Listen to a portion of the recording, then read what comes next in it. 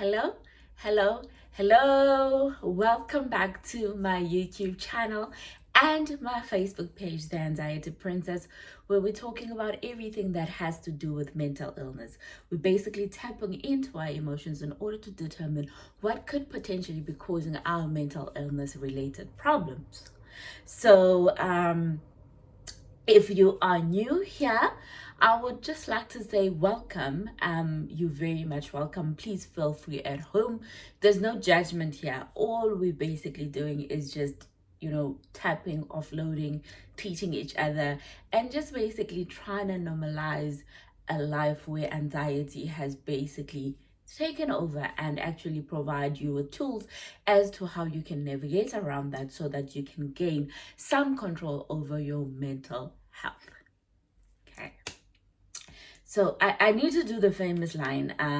So if you are new on Facebook, please like and follow the page and share the content with people. And if you are new on YouTube, kindly please click subscribe and subscribe to the channel so that you can actually become part of the mental health nation. I do appreciate all the support and the love I've been getting since I started this page in October. So, before I say what we're talking about today, I would like to put a disclaimer that I am not a psychiatrist, psychologist, doctor, or anybody who has been trained to deal with mental illness. I'm purely someone who was diagnosed with anxiety in March of 2019, and I have basically been embarking on my journey of healing with the aid of the tools that I've shared with you guys and the aid of antidepressants. I've been on medication for over 2 years now, and I would rather just say I'm leading a very normal life and where I have sufficient control and power over my mental illness. Okay, so it's Friday. Happy Friday. I just thought let me shoot the video today because ideally I would like to rest tomorrow, and then I'm working a bit on Sunday, so I didn't want to try and squeeze shooting the video. So I just thought, what, before I close my work laptop and try to get into weekend mode, let me shoot this video. Okay, so what are we talking about today? So I've been experiencing quite a burnout, and it's very unusual for me to burn out at this time of the year. Generally I do burn out, but usually it's around September, October, when the year is about to end. And this year I think I started experiencing it in April already, and I did not understand how I'm burning out so much. So I decided to do a little exercise that is basically called What's on Your Plate? Declutter and let go of some dead weight. So the title of today's video is What's on Your Plate? Get rid of dead weight. Cool. So I'm going to show you something very interesting. I hope you can all see it, and I hope you can also do this exercise to just actually realize what is causing you to burn out. It's actually, we think it's one thing, and it's actually a couple of other things that when you start putting them paper, you actually realize that, oh my goodness, I'm carrying so much dead weight. No wonder I'm feeling the way I'm feeling. Cool. So I hope you guys can see it. So this is basically the idea of the 4 quadrants of my life. So basically this is what my life is basically consists of, or should I say the elements and the people that are in my life, they fall within these 4 quadrants. So it's me. So this is everything that has to do with me to make a moletan. And then it's family, everyone extended, family, the family I married into, everybody falls in here. And then it's marriage. So as you know, I'm newlywed. I got married in October last year. And then there's work. So my life, the idea, or in my head, this is what my life is like. This is where everything in my life falls at. So I've been saying I'm burnt out, and I thought initially that it's work causing the burnout, right? So I was like, there's no way. There's no way it could just be purely work. And I was like, Timeka, you need to dig deep. And that's what I did. That's what I did. And I actually realized it's not even quadrants anymore. I don't even know what shape this is. This is everything that is occupying my life, my head, everything. This is basically the reality of my life, right? And while it's okay that they would form part of the pie, can you see some of it is flowing outside the pie, which basically means I as an individual, me as the pie, can't even hold all these things. Some are falling outside my life, right? Okay, so now we're gonna dig deep I'll let you guys know what are these things that I'm talking about. So there's a piece of me there, which is me, everything that has to do with me, family, marriage, work. Those are the original things I thought they were in my quadrant, right? And actually I realized, oh, in fact, I have friends, right? Luckily for me, my friends actually are supposed to occupy such a small space here, right? The reason why I'm saying that is because I appreciate the friends I have, and I think I've said this in so many videos that I don't need to see my friends all the time. I don't need to constantly plan my life around my friends, right? My friends, they know I love them. I know they love me. We don't need to see each other all the time. But when there is a certain thing that requires us to meet, we do meet. We do talk on the phone and things like that. So the reason why I'm saying my friends, they're actually supposed to occupy a little bit smaller space. They are my pillars. They're my strength. And, it's proper friendship. It's years of friendship. One I've been friends with for over 25 years. One I've been friends with for over 17 years. One I've been friends with for 4 years. But they know how much I care about them. Cool. And then it's my anxiety. My anxiety, I don't know why, in fact, it never formed part of this quadrant. Because a part of me actually forgets that I suffer from anxiety. Don't ask me why. And actually the small things that actually remind me that I suffer from anxiety, like today I, as you all know, that I am on antidepressants. So generally my GP prescribes me 6 months worth of sertraline. So I take the script from him, I give it to the pharmacy close by me, and then they give me on a monthly. So basically I go there monthly, but I go to my GP once every 6 months, right? So today my script ran out, so I needed to go and get a script. My husband needs to take the script to the pharmacy to get me meds because I have 2 pills left, and pill fatigue kicked in today. I didn't want to go fetch those meds. There was a point where I was like, am I tapping out of this thing? I'm so tired of going to the doctor, him asking me the same question, like, why are you an antidepressant but you're so young, things like that. So it's those times that generally remind me that I suffer from anxiety. And guys, like I did say in previous videos, there is something called pill fatigue. It happens to all of us who basically take pills on a daily basis, where you need to go get the script, you need to go to the pharmacy, you need to constantly remind yourself to take that pill. Funny enough, I don't know whether it's because it has become a routine. Taking that pill every morning doesn't remind me that I have anxiety. It almost feels like forms part of the fact that now I need to take vitamins every day. So when I take my vitamins, I take my pill. So it almost became part of that. But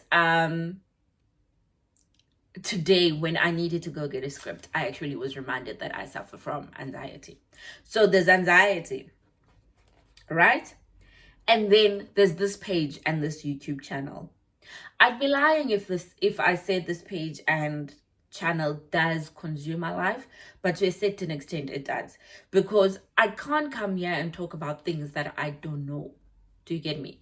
I can't come here and be as confused as you guys already, confuse you guys even more.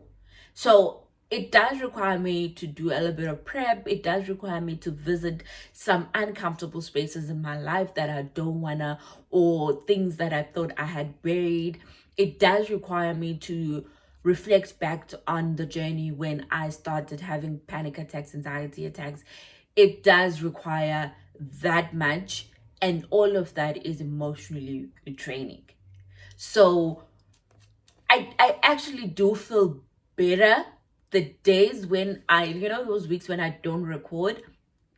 It's okay. But then, because I had made a commitment and I stick through my commitments, this page is part of my life. Cool. Okay, and then there's social media.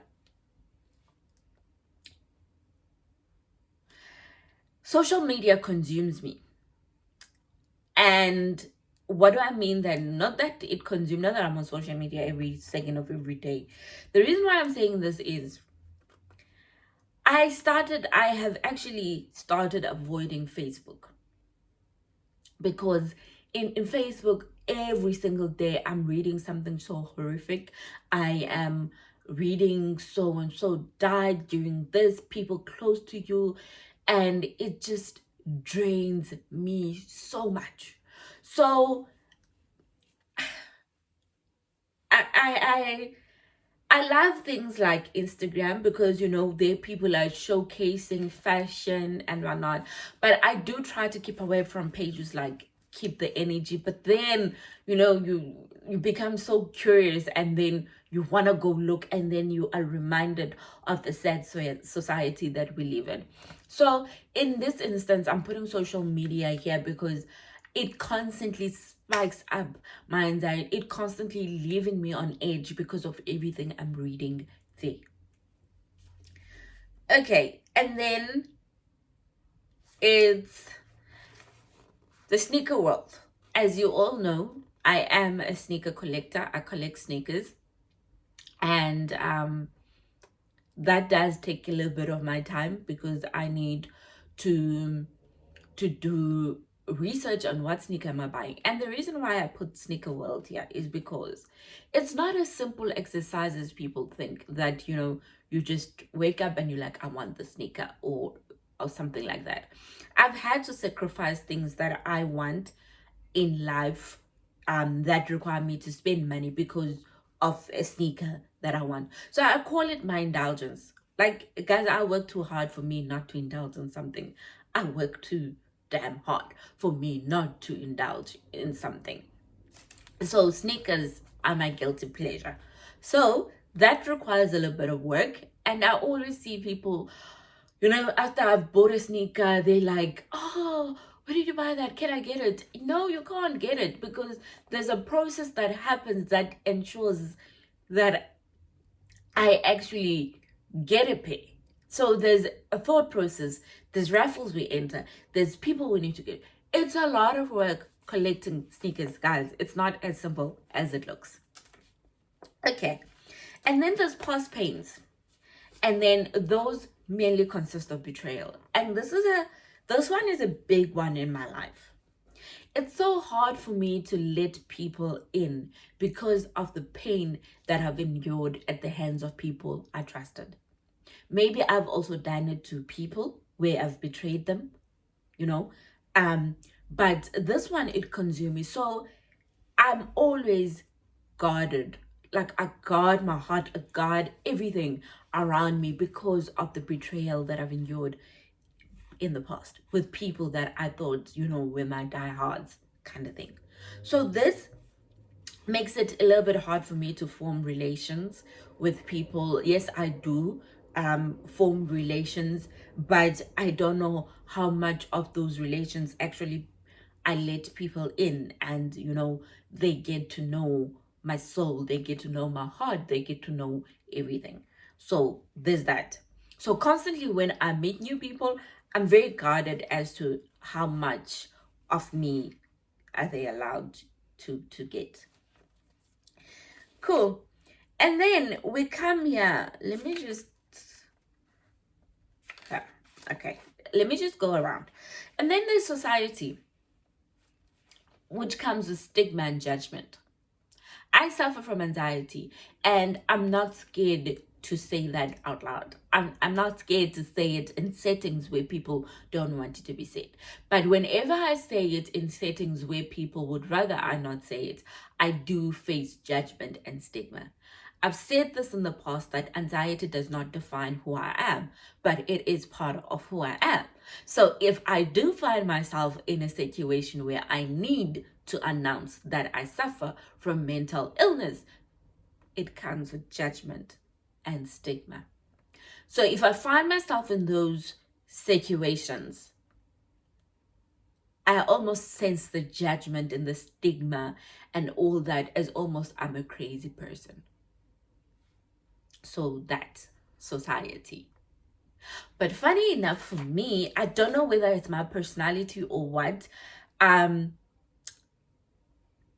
always, when I get that sense of judgment and stigma, I never say it's something wrong with me. I say it's something wrong with you. Because how in this generation in 2021, you're still so judgmental when it comes to mental health. How many people need to kill themselves, go through depression, be admitted to psychiatric wards in order for you to acknowledge the fact that mental health exists, mental illness exists. So this one, yes, it consumed my life because I'm on a daily of trying to educate people about mental illness. It's not cool. Cool. And then I think this one should be taken half of this thing. Money. Guys, they say money can't buy happiness. I disagree.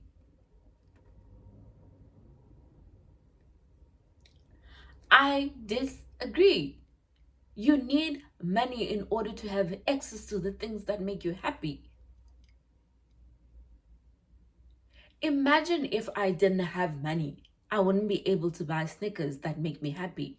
That does not in any way make me materialistic in any shape or form. But money allows you access to things. Guys.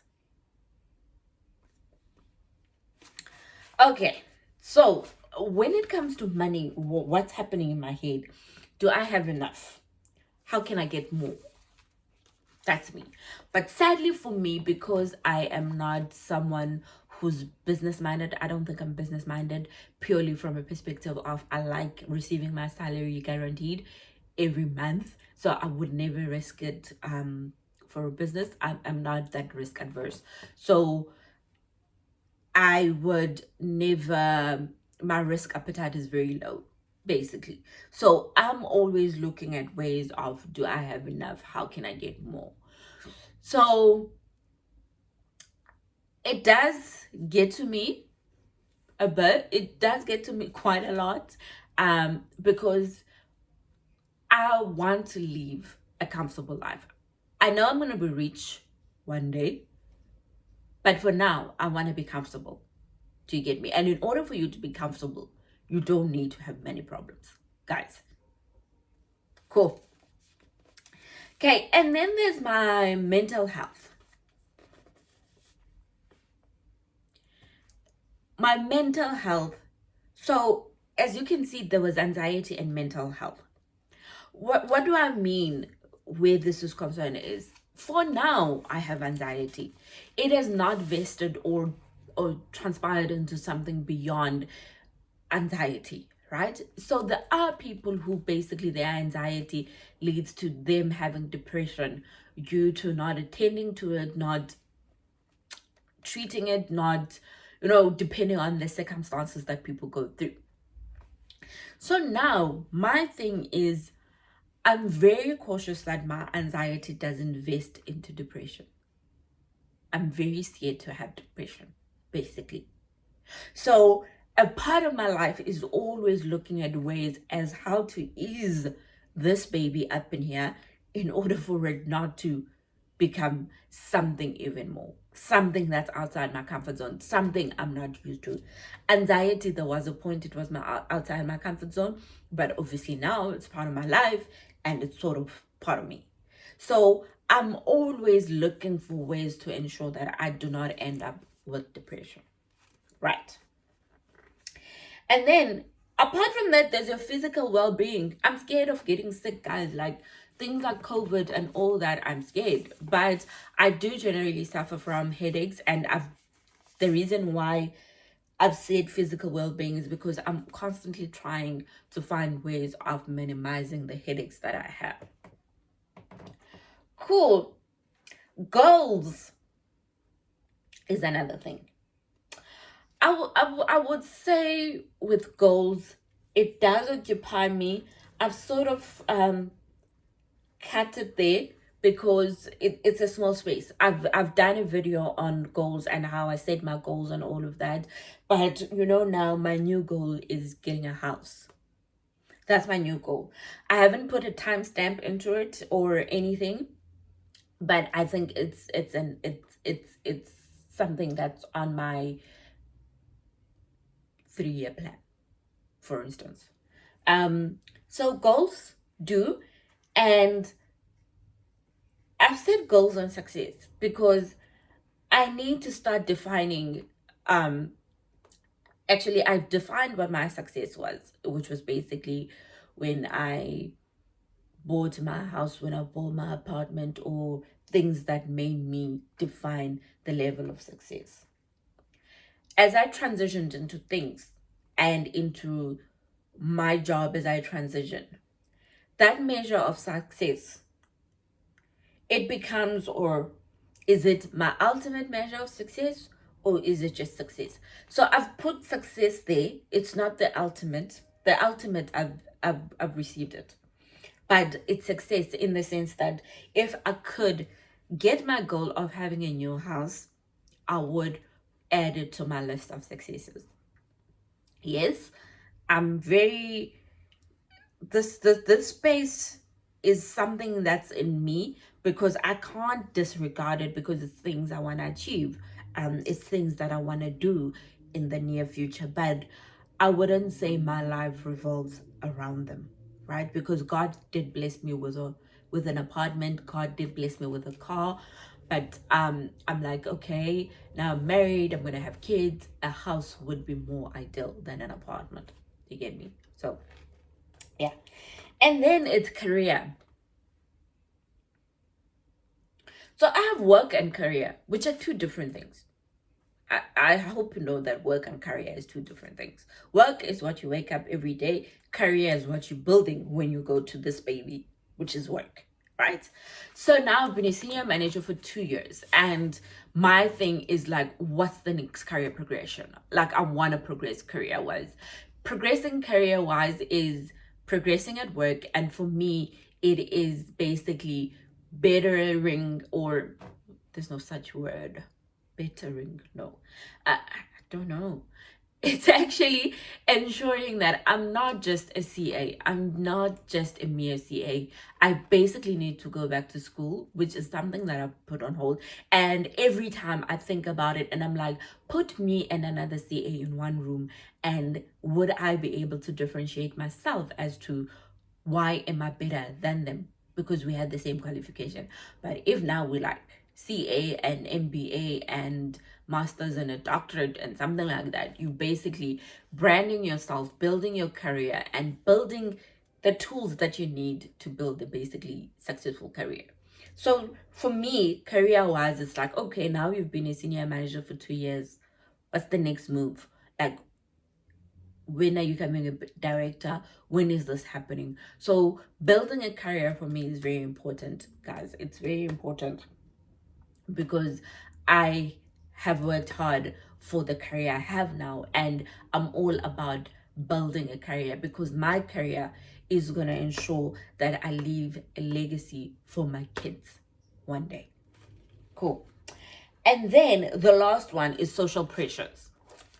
They're everywhere. You see your friend excelling and becoming, excelling, buying houses, buying fancy cars, and you start asking yourself when. This one for me is not so much. I am actually so glad that I've grown out of knowing what is sufficient for me.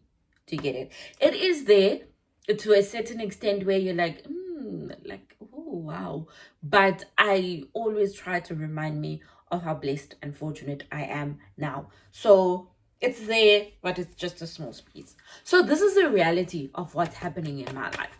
Basically, I reflected today and I'm like, girl, there's a whole lot of clutter here that you need to let go. There's a lot of dead weight that is in here that you do not need in your life.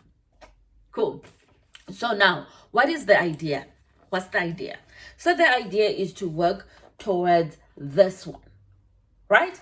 So we basically started here, which I thought was what's happening in my life, to actually realizing this is where you add girl, and this is where I'm working towards. So this is me, and then this is friends, right? And then there's anxiety and my page, which basically will fall into one space. And my sneaker world, it's my little indulgence. It makes me happy. And it's work and career needs to go hand in hand. And it's my marriage. Right. So can you see I've eliminated things like social media, social pressures, success, goals, money, and all that. And I've basically stuck to things that I think are important to me. Right? I've decluttered.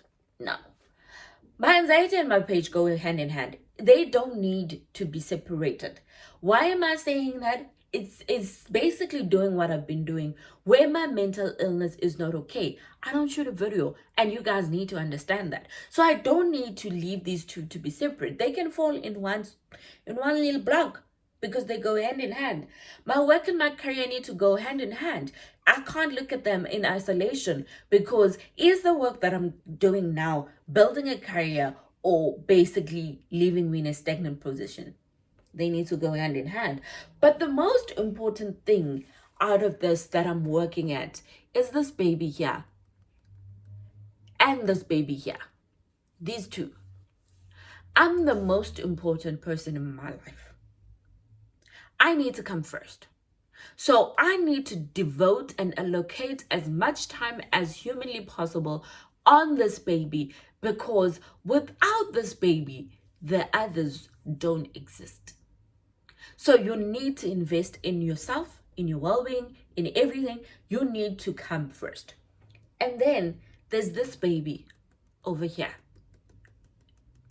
This baby was taken by everything else that I have encountered because it wasn't here. Happiness is very important, guys. You need to work at being happy. You need to find things that make you happy. So in essence, for me, these things make me happy. Social pressure, social money, and those things I have eliminated. And this is the focus. This is the idea. This is where I want to get at. Can you see the clutter that we're carrying in our lives? So I would love for you guys to do this exercise to reflect on, in fact, this is what I think is happening in my head. Oh no, you can't be burning out of 4 quadrants. What is happening here? This is what's happening. But this is where you should be headed. So obviously for me, this is as much as I could trim it down by eliminating whatever was not important in order to leave out what's important. Yours could actually be less than this, but I think the moment you have to cut it even more, then there's something wrong. But if not, then it doesn't matter. So how do you do this? So you do this exercise and then you're like, oh my goodness, there's so much. How did I get from the clutter to the one where I've identified important things? The first thing, you need to let go of things that no longer align to your values. Your values are what defines you. Your values are what makes you unique. Your values are what reminds you of what's important. Your values are what reminds you of where you come from. So if someone goes against those beliefs and things that you have been taught and that made you who you are today, then there's something wrong. Then that's dead weight that you're carrying. Because in no time, they'll be challenging your values to a point where you start now to question things that have been working for you all your life. Cool. Number 2, let go of things that no longer benefit you. I know this sounds so wrong, like, oh, does someone need to benefit your life in order for them to be in your life? Benefit doesn't necessarily mean you're getting something tangible from someone. If somebody brings out the pure joy and happiness and laughter and smile in your face, then that is a benefit. Then you need those people in your life. But if somebody is constantly making you stress, cry, feel miserable about yourself, belittle you, and make you feel like, wow, am I that much of a crappy person, then that person no longer benefits you. Let them go. Or it doesn't even need to be a person. That thing, let it go. 3, let go of things and people that no longer align with your vision, your goals, and your future, because they will hinder your progress. They will hinder your progression. They will find room to highlight things that are wrong in what you're trying to do in order to stop you from pursuing what you want to pursue. Let them go. Identify priorities. So the last thing for me was basically, these are what are my priorities. So identify them. So guys, please bear in mind, not everything can be a priority. You can't have 25 things and say that's a priority. Priority is something that comes on top. It's something that, given a choice to choose, this is what I will start with. Please. So just identify your priorities, and they need to be realistic and practical, basically. Cool. Another one is celebrate small wins. Pat yourself on the back, even for the smallest thing. You know, when I have a to-do list of 10 things and I'm on form that day and I do 6 out of those 10 things, I'm like, whoa, you know, you've worked really hard today. Pat yourself for the smallest simple things. As long as to you they are an achievement, it doesn't matter what someone else perceives them to be. That's their problem, what they think they are. So celebrate small wins, because nobody is going to do it for you. Cool. And number 6, be proud of how hard you're trying. That's very important, guys. Don't say I want so much money, but you're not doing anything to get so much money. I want a new job, but you're not doing anything to get that new job. I want to date, but you're not putting yourself out there. So be proud of the little things that you're doing and how hard you're actually trying as a human being. Cool. Most important one, limit who you bring in. Limit who you bring in. Stop adopting strays on the road and adopt them in your life, and they become your life. At least for me, I'm like, at this age in my life, yes, I'm making new friends, but always guard yourself in the sense that limit who has access to you. Don't let everybody have access to you. It's impossible for you to give yourself to so many people. So limit who you bring in. Number 8, do things at your own pace. Life is not a competition, guys. Life is not a competition. We all have been scripted a life. There's a script that God has scripted for your life. And basically, you want to go ahead and be on page 5 while God is still on page 1. Let God deal with page 1 first before you can move. So life is not a competition. Just do things at the pace that is very comfortable for you and that is very suitable for you. Cool. Number 9, you don't need to always be present. This one I learned a long time ago. Guys, you can actually be marked absent on a register. You don't need to be present for every single little thing in life. There are things that needs to miss you. Like, there's some celebrations that are going to miss you. There's arguments that have to miss you. So I'm not talking about an event, guys. There's just certain things where you're like, you know what, for my peace, can I mark this, I register as an absent person? For me, those things are when I'm being brought into arguments that have nothing to do with me. Mark me absent. When I'm brought into things that I don't believe in, mark me absent. That's basically that. And number 10, do what makes you happy. You're the one who matters. You need to do things that make you happy. And if you are happy and content, that's enough. That's enough. That's all you need. So I hope you guys will actually enjoy this video.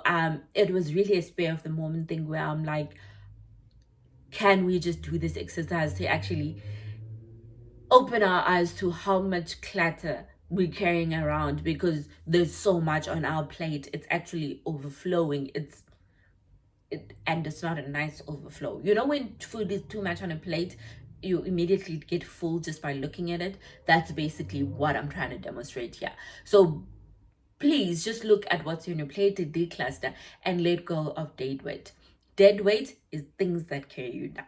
So that's basically that. And I'm so glad I did this exercise, because I got to actually realize that work wasn't only the main thing that was actually making me burn out so early in the year. So before I close the video, I got this book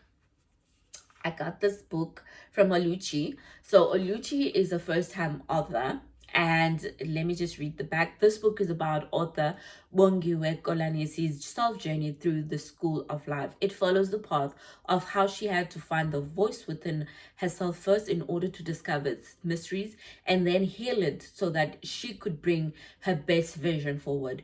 This book, the book is about allowing your darker side to come to light and use those lessons to nurture relationships with others, because how we see and view others in the world reflects how we see and view ourselves. This book invites you to look at yourself from a holistic perspective and peel back the layers in your life. But most importantly, this book invites you to ask important questions to allow self-growth. So what happened is, last week's video, we follow each other on Instagram. Last week, she actually caught my little clip on the video that I did last week, and she was like, I am so proud of the work that you're doing. Can I gift you with this book? And can you just, let people on your page know about it? I will put the details of it on this video at the bottom.